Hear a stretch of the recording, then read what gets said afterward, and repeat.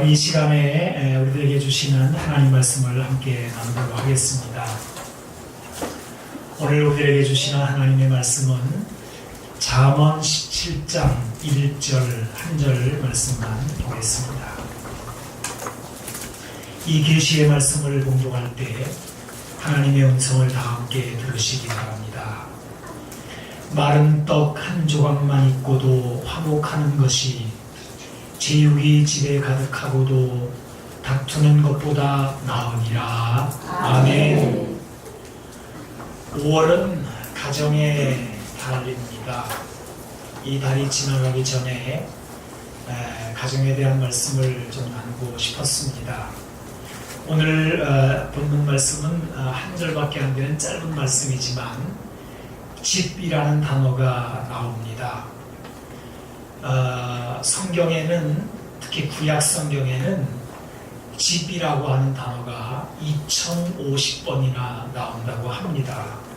그야말로 성경은 집에 대한 이야기가 가득하다, 이렇게 생각할 수 있습니다. 여러분, 우리 사람은 본질적으로 집의 존재입니다. 자궁이라고 하는 집에서 태어나서 무덤이라고 하는 안식처로 갑니다. 어떤 조사기관에서 1000명의 사람들에게 물었다고 합니다. 집의 의미가 무엇일까? 거기에 이제 1등의 답은 쉼이 있는 곳, 쉬는 곳, 이게 80%가 넘었다 그럽니다. 그리고 그 다음으로는 가족들 간의 추억의 장소다, 이런 게 72%라고 합니다. 그래서 집의 기능이라고 하는 것은 사랑받고 보호받는 곳, 이렇게 사람들이 많이 생각을 하고 있는 것이죠. 여러분, 1970년대 우리나라가 산업화 도시화가 급격하게 이루어지게 되었는데, 그때 이후로 집에 대한 개념이 굉장히 많이 바뀌었다, 이렇게 분석들을 합니다. 그래서 집을 쉼과 그리고 보호와 사랑받는 곳으로서가 아니라 재산 증식의 개념으로 바뀌게 됩니다. 우리나라는 옛날에 선비가 있었는데요. 이 선비들이 정신이 있지 않습니까? 선비정신이라는 게 있지 않습니까? 이 선비들은 집을 매매하면서 재물을 남기는 것을 불의한 일로, 악덕으로 여겼다고 합니다. 근데 이 정신이 지금은 다 사라졌어요. 이제는 이것이 악풍인지도 인식하지 못할 정도로 집 끌으면 돈, 재물, 투자 가치, 이렇게 생각하는 경향이 많아졌습니다. 여러분, 이제도 제가 말씀드리기를, 구약 성경에만 집이라고 하는 단어가 2000번이 넘게 나온다. 이 집이라고 하는 단어가 굉장히 다양하고 폭넓게 쓰이더라고요. 건물도 집이라고 말하고요. 가정과 한 집에 사는 사람들인 가족들을 지칭할 때도 집이라고 하는 단어를 씁니다. 또 자손들도 집이라고 하고 왕궁도 집이라고 말을 합니다. 한 나라의 영토와 국가를 나타낼 때도 집이라는 표현을 씁니다. 우리가 이곳에 지금 예배를 드리러 와서 예배 처소인데, 성전, 그리고 예루살렘, 성소, 이런 장소도 집이라고 합니다. 그래서 내 집은 만민이 기도하는 집이다, 이렇게 표현하지 않습니까? 좀 더 큰 개념으로 말하자면은 히브리서에서는 집마다 지은 이가 있으니 만물을 지으시니는 하나님의 신이라 라고 말씀하시므로 온 우주 전체가 하나의 집이라고 하는 개념으로 이야기를 하고 있습니다. 여러분, 예수님이 마태복음에서 누구든지 나의 이 말을 듣고 행하는 자는 그 집을 반석 위에 지은 지혜로운 사람 같으리니 나의 이 말을 듣고 행하지 아니하는 자는 그 집을 모래 위에 지은 어리석은 사람 같으리니. 우리 인생에 살아가는 삶 자체를 집 짓는 존재라고 표현한 것입니다. 그래서인지 우리나라에서도 이 언어에 모든 그 영역들에 이 가짜를 붙이는 거예요. 예술가, 건축가, 뭐 사업가, 뭐 정치가, 전부 다 가짜를 붙여서 그 사람의 살아가는 삶의 영역이 바로 집을 세우는 것과 같다, 이렇게 표현을 하고 있는 것입니다. 만일 땅에 있는 우리의 장막집이 무너지면 하나님께서 지으신 집 곧 손으로 지은 것이 아니요 하늘에 있는 영원한 집이 우리에게 있는 줄 아느니라 라고 고린도후서에 말씀하고 있는데, 이 말씀이 천국에 대한 은유일지라도 그것이 집이라는 개념으로 묘사되고 있음을 주목해 볼 필요가 있습니다. 이와 같이 우리는 너나 없이 집 없이는 살 수 없는 존재들입니다. 자, 그럼 여러분, 내가 거하고 있는 집, 내가 짓고 있는 인생의 집은 어떤 집일까? 지금 예배를 마치고 돌아가시게 되는 여러분의 가정은 어떤 곳입니까? 아니, 지금 이 자리, 하나님을 예배하는 이 거룩한 처소, 여기는 또 어떤 집입니까? 어떤 집이어야 하겠습니까? 이것이 오늘 우리가 읽은 짧은 본문 가운데 전하고자 하는 메시지입니다. 몇 가지로 나눠 생각해 보겠는데요. 첫째로는 나으니라 라는 말씀을 생각해 보고자 합니다. 우리 하나님께서는 우리가 거하여야 할 집, 우리가 추구할 집은 나은 집이어야 한다고 말씀하시는 것입니다. 여러분이 낫다라고 하는 단어는 비교하는 단어잖아요. 뭐보다 뭐가 더 낫다. 이것은 좀 뒤에 살펴보겠습니다. 여기서는 이 낫다는 단어 자체를 살펴보고자 합니다. 이 단어는 토브라고 하는 히브리어가 쓰였습니다. 토브라고 하는 단어는 선하다, 좋다, 즐겁다, 예쁘다, 혹은 선, 이익, 복지, 번영 뭐 이렇게 다양하게 번역이 되는 그런 단어입니다. 여러분, 제가 이 단어를 왜 들고 나왔는지 아십니까? 바로 창세기 1장에 이 단어가 쓰이고 있기 때문입니다. 태초에 하나님이 천지를 창조하시니라. 땅이 혼돈하고 공허하며 흑암이 깊음 위에 있고 하나님의 영은 수면 위에 운행하시니라. 하나님이 이르시되 빛이 있으라 하시니 빛이 있었고 빛이 하나님 보시기에 그 다음에 뭐예요? 좋았더라. 이 좋았더라는 단어가 토부라는 단어입니다. 하나님이 천지를 창조하셨습니다. 혼돈과 흑암과 공허, 여기에 빛이 비추입니다. 이 장면이 바로 토부 좋았다입니다. 연이어서 물을 나누어 하늘을 펴십니다. 땅이 물 가운데 드러납니다. 하나님이 묻을 땅이라 부르시고 모인 물을 바다라 부르시니 하나님 보시기에 좋았더라 그래요.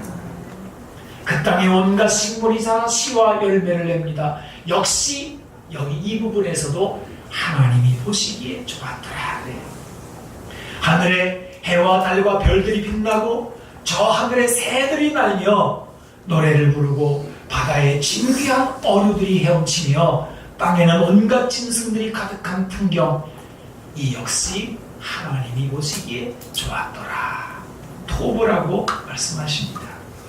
이제 마지막으로 사람을 지으시고 이렇게 말씀하십니다. 하나님이 지으신 그 모든 것을 보시니 보시기에 그냥 좋았더라가 아니에요. 심히 좋았더라 라고 말씀하고 있습니다.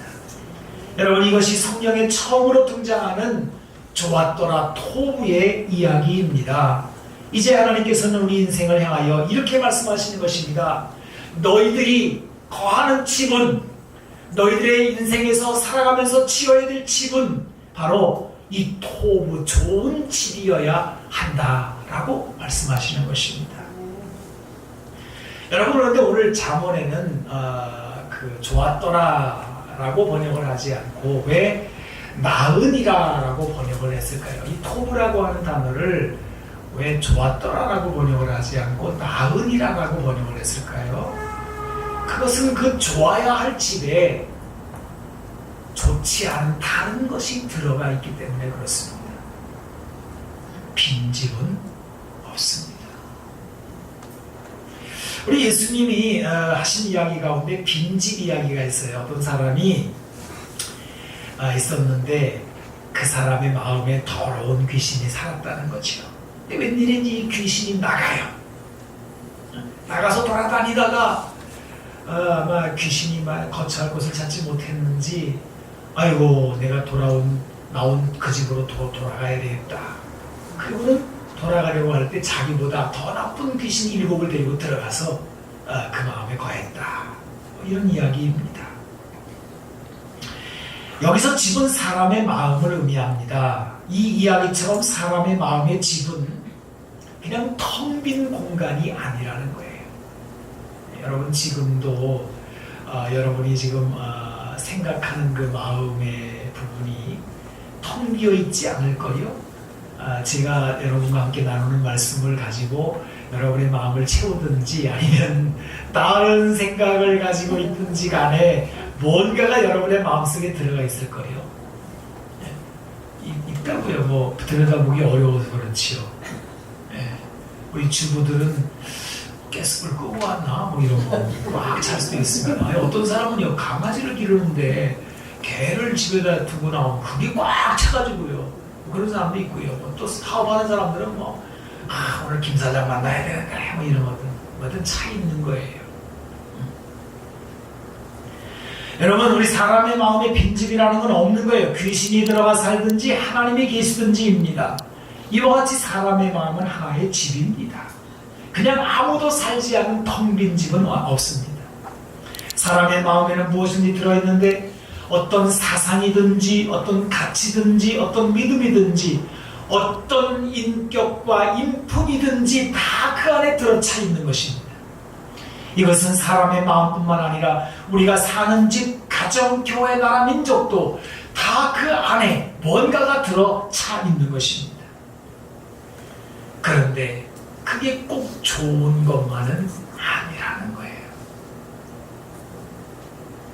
좀 못한 것, 부족한 것, 심지어는 악하고 더러운 것, 이런 것들이 그 안을 채울 수도 있더라는 것입니다. 그런데 이제 우리 하나님께서는 오늘 잠언의 말씀을 통해 뭐라고 말씀하시는 거냐 하면 그런 것들이 아니라 정말 좋은 것들로 우리의 마음의 집을 채우기를 원하신다는 거예요. 이런 집이 나으니라. 지금 내 안에 있는 악하고 좋지 않은 것을 내어버리고 선하고 아름답고 좋은 집을 지어라. 그리고 거기 살아라. 이것이 좋으니라를 나으니라라고 번역한 그렇게 쓰인 의미입니다. 그래서 여러분 이 잠언에는 나으니라라고 하는 말이 여러 번 나와요. 제가 좀 찾아서 좀 적어봤는데요. 가산이 적어도 여호와를 경외하는 것이 크게 부하고 번뇌하는 것보다 나으니라. 채소를 먹으며 서로 사랑하는 것이 살진 소를 먹으며 서로 미워하는 것보다 나으니라. 적은 소득이 공의를 겸하면 많은 소득이 불의를 겸한 것보다 나으니라. 겸손한 자와 함께하여 마음을 낮추는 것이 교만한 자와 함께하여 탈취물을 나누는 것보다 나으니라. 노한 일을 더디하는 자는 용사보다 낫고 자기의 마음을 다스리는 자는 성을 빼앗는 자보다 나으니라. 사람은 자기의 인자함으로 남에게 사모함을 받느니라. 가난한 자는 거짓말하는 자보다 나으니라. 다투는 여인과 함께 큰 집에 사는 것보다 움막에서 사는 것이 나으니라. 다투며 성내는 여인과 함께 사는 것보다 광야에서 사는 것이 나으니라. 왜 여자 얘기를 두 번이나 반복해서 하는지 모르겠어요.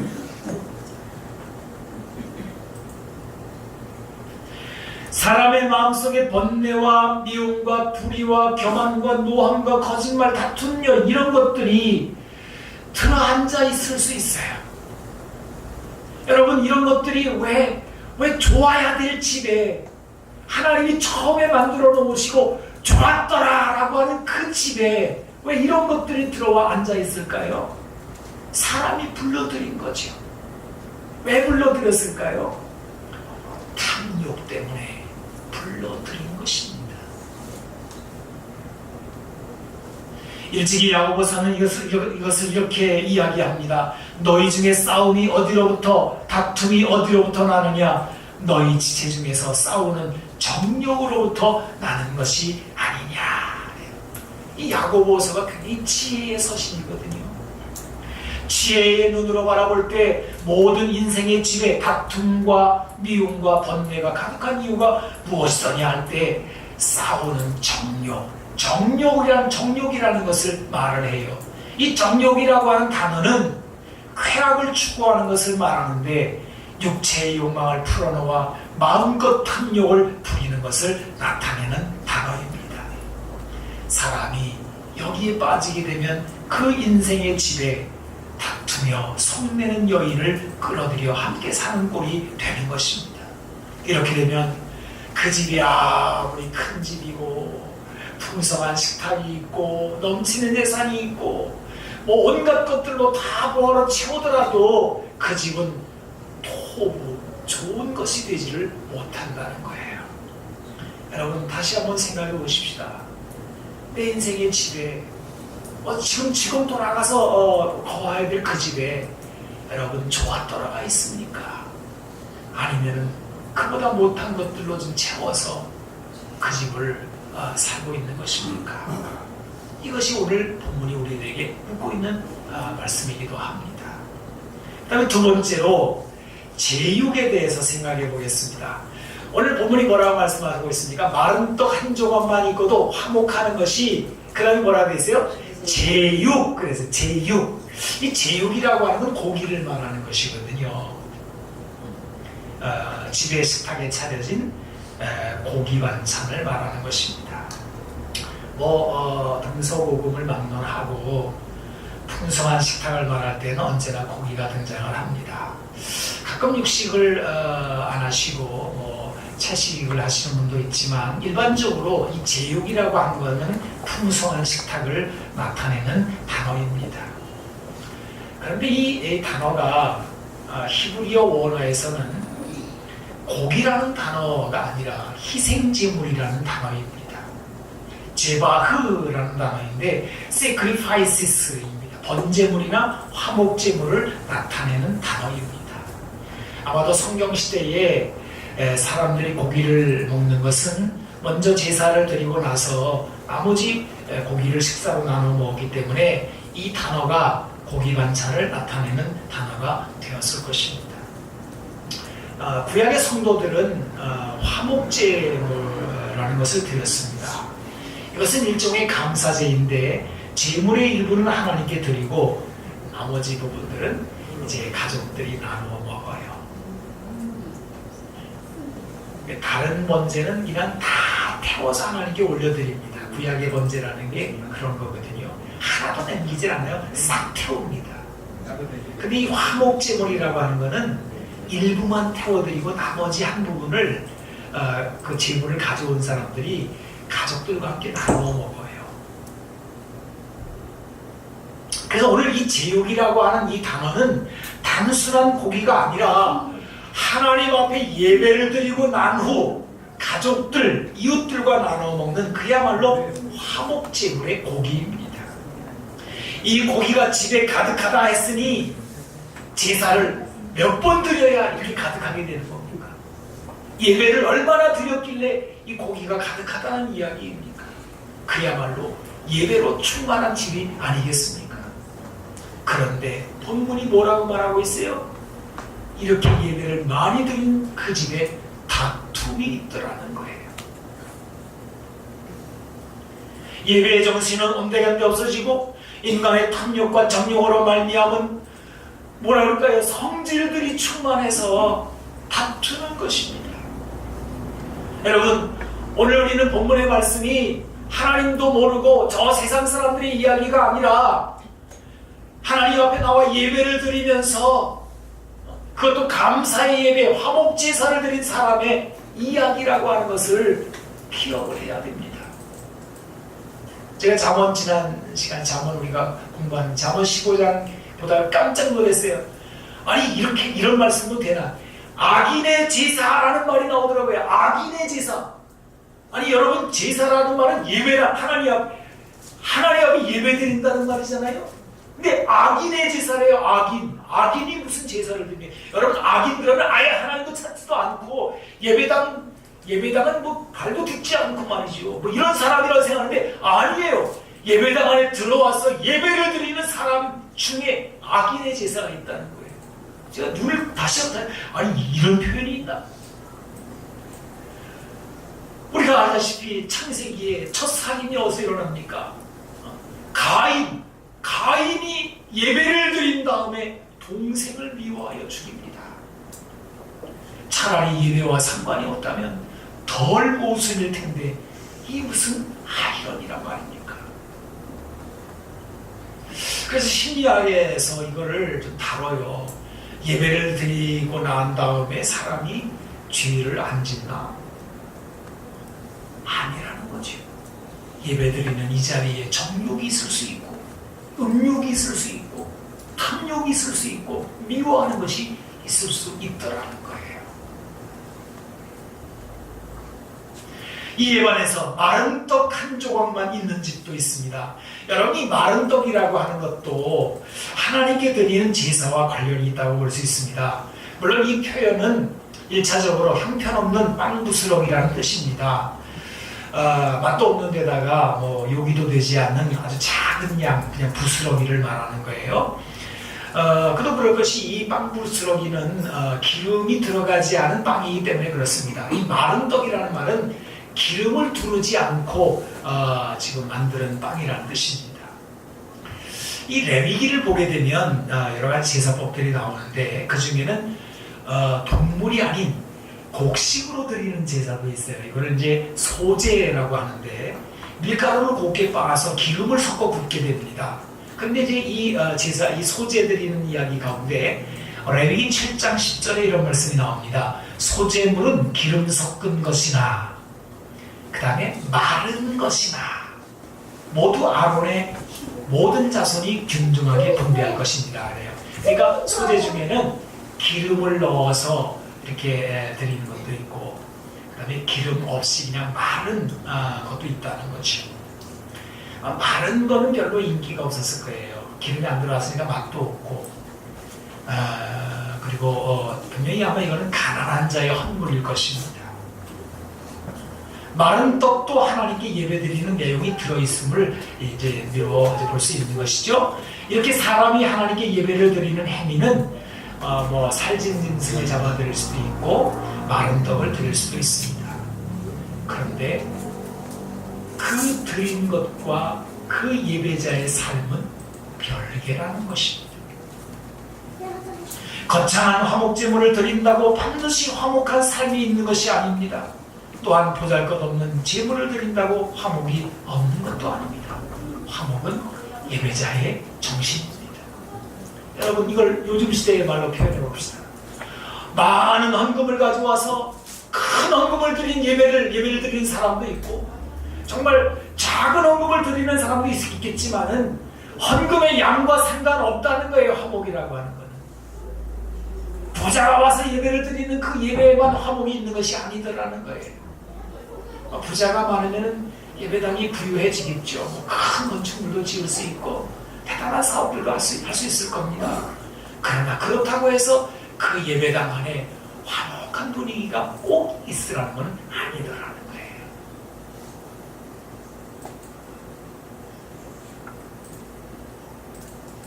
네, 비록 보잘것없는 제물로 예배하는 가난한 자일지라도 화목하는 것이 하나님 보시기에 좋은 삶이라는 인식으로 그 사람의 인생의 집을 세운다면 살진 짐승을 잡아들이면서 미워하고 다투는 사람의 짓는 인생의 집보다 더 낫다라는 말씀입니다. 여러분, 이쯤에서 우리가 한번 다툼이라는 단어를 한번 들여다보겠습니다. 요즘에 그 가정들을 보게 되면 다투는 가정들이 너무 많아요. 이 잠언 다툼에 대한 말씀들이 굉장히 많이 나옵니다. 그리고 왜 다투게 되는지에 대한 그 원인들도 잠언이 많이 밝히고 있어요. 분을 쉽게 내는 자는 다툼을 일으켜도 노하기를 더디하는 자는 시비를 그치게 하느니라.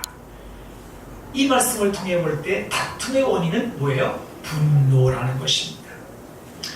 여러분, 분노는 이게 보이지 않는 것이지만 제가 보이는 것처럼 말씀을 드릴게요. 상처입니다.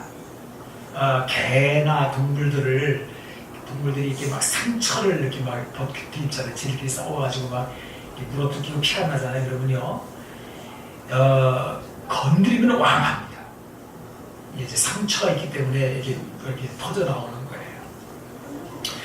사람도 다를 거 없습니다. 사람도요, 무시당하거나 부당한 대우를 받거나 여러 가지 분노하는 상처를 입게 되면 그 상처에서 분노가 쏟아져 나오게 돼요.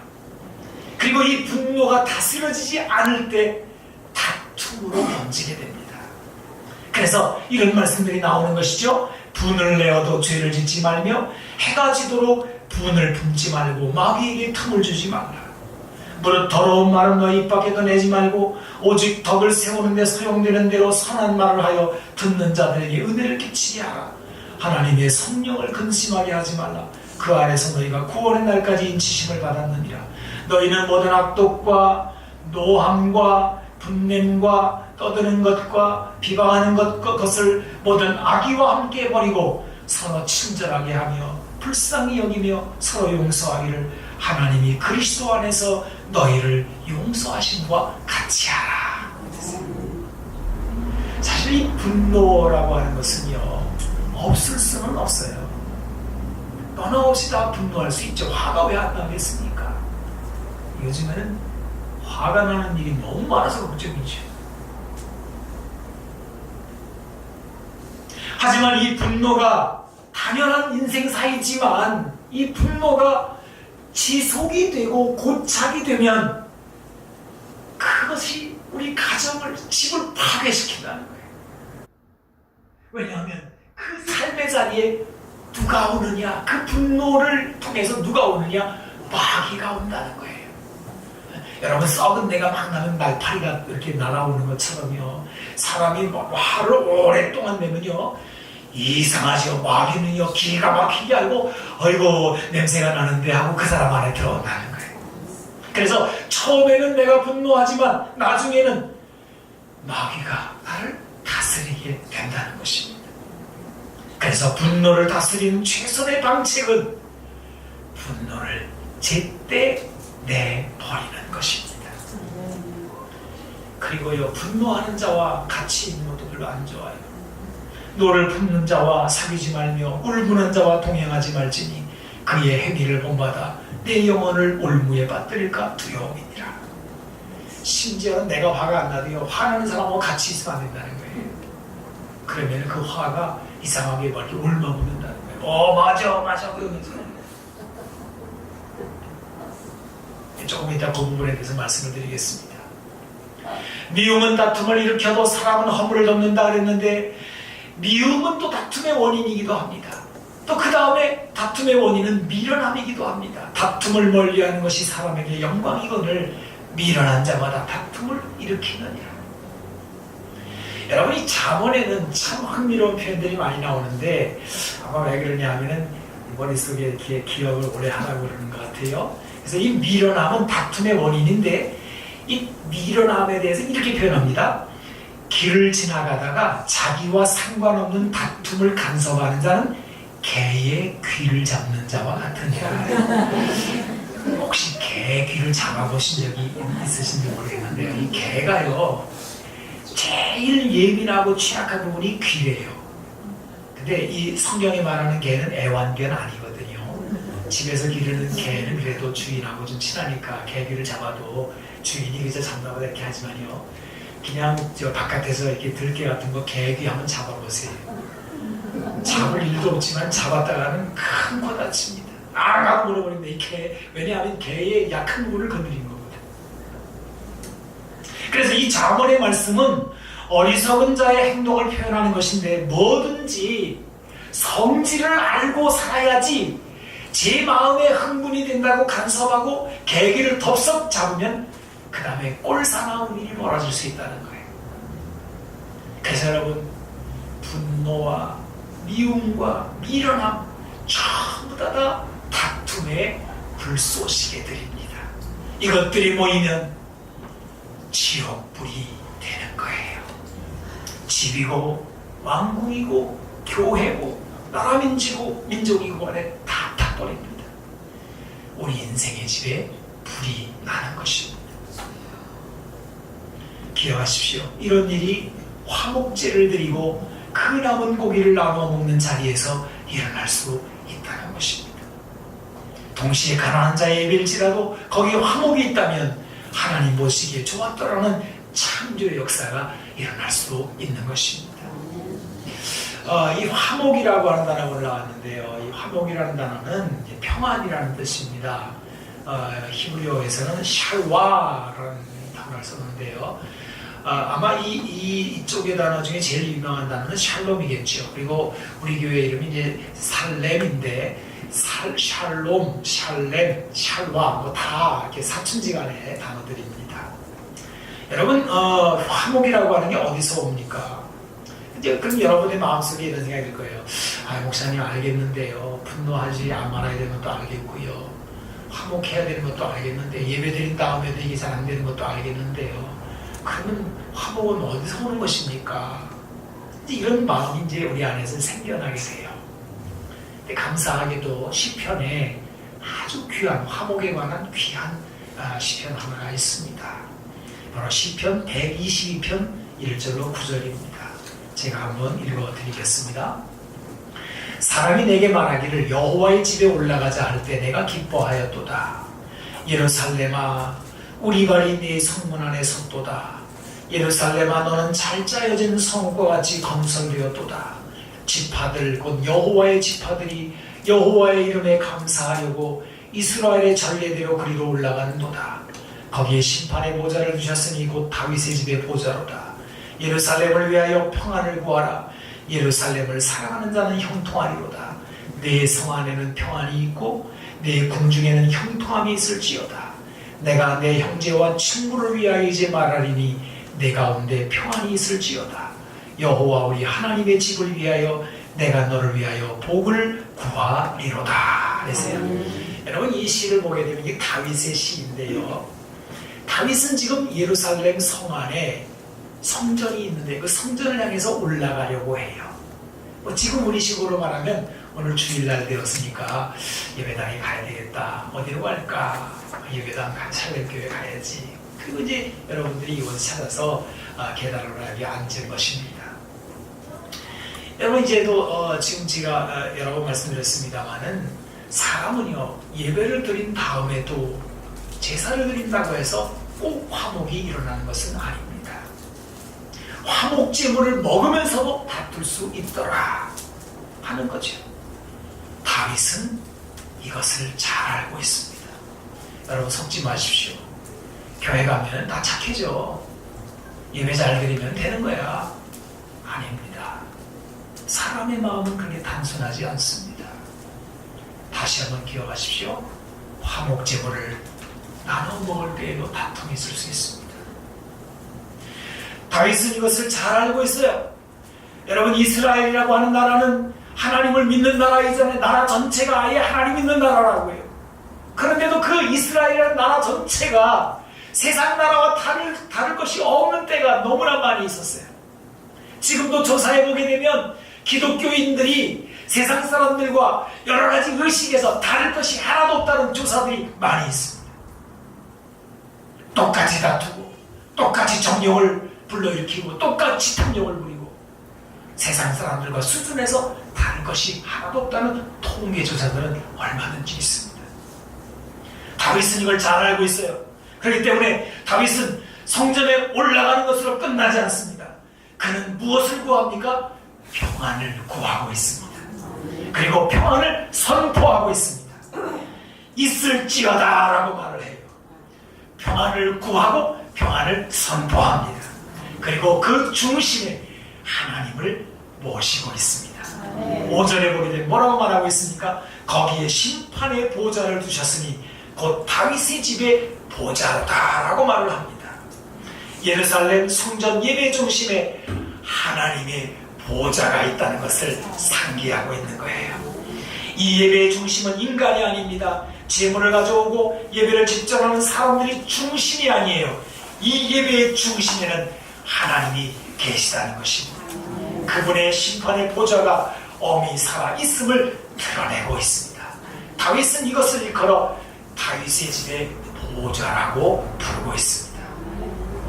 여러분, 다윗은 다윗의 집의 보좌라고 부르고 있어요. 그러면 나는 뭐라고 불러야 될까요? 자기 이름을 부르면서 자기 이름의 보좌라고 말해야 된다는 것이죠. 여러분의 보좌에는 누가 앉아 있습니까? 여러분의 집의 보좌에는 누가 앉아 있습니까?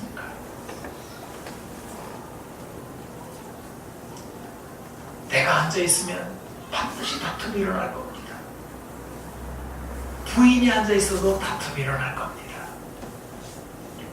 오늘날 너무나 많은 가정과 너무나 많은 모임들, 너무나 많은 것 속에 다툼이 일어나고 화목하지 않은 이유는 그 중심 보좌에 하나님이 앉아 계시지 않기 때문에 그렇습니다.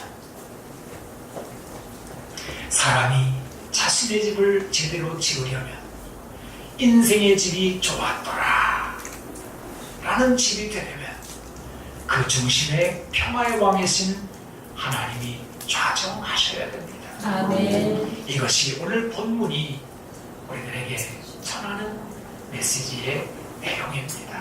아멘. 여러분의 가정에 평안이 있기를 바라고 아멘. 여러분의 가정에 화목이 넘치기를 주님의 이름으로 축복합니다. 아멘. 기도하겠습니다.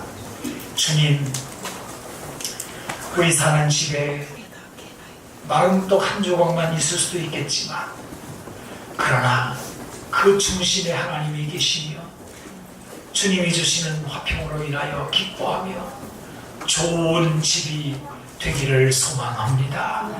이곳에 모인 우리들, 우리 중심에도 하나님이 보좌가 계시고 거기에 하나님이 앉아 계시며 그로 말미암아 모든 화평이 이루어질 수 있도록 도와주시옵소서. 예배를 드린 다음에도 다투고 정욕으로 싸울 수도 있지만 그러나 하나님, 정말 이 예배가 내 정욕을 채우는 예배가 아니라 하나님께 영광 돌리는 예배가 되기를 바라고 예배를 드림으로 인하여 우리 마음속에 화평이 가득한 예배가 되게 하여 주옵소서. 우리 구주 예수님의 이름으로 축복하며 기도하옵나이다. 아멘.